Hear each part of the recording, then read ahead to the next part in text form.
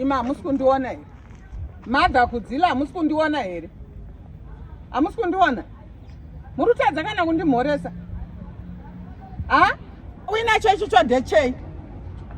Izvo zviri kubva kunorasira marara pandakaklinisa apa. Ndiwe aitutira mazipamba ako ipapa. Iye zvinopachena wokuramba uchitutira. Lori tema iyi.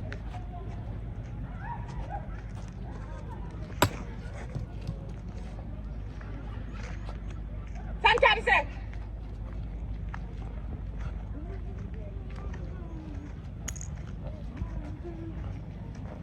Yesu mada kudzila. Atmaswera. Chale siyana nini? Anditi zvokukwadziswa nevanhu vepamba penyu apa. Siyana neupenyu hwangu. Takakutadzirei chiko vanini?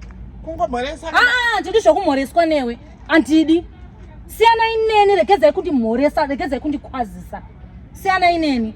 Ndangomhoresa chete. Siyana ineni. Andidi kukwadziswa newe chale. Andidi kukwadziswa newe. Ndakutaura wani. Andidi kukwadziswa newe. Andidi. Muna atwo imi. Papa.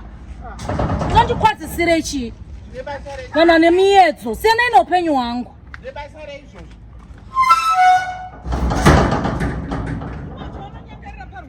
Chipinda mugadu. Ameno kuti Ndato unonyengerera chi? Unonyengerera chi? ndangomhoresa chete.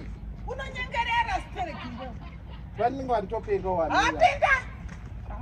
Ninga unoda uzokuma next door. Ndangomhoresa kuti mamukasei ndozvavari kutopenga hera. Mhoresere yasingamhorese. Apfuura apa achindiona ubwendere bwetere achinorasira marara pandakaklinisa.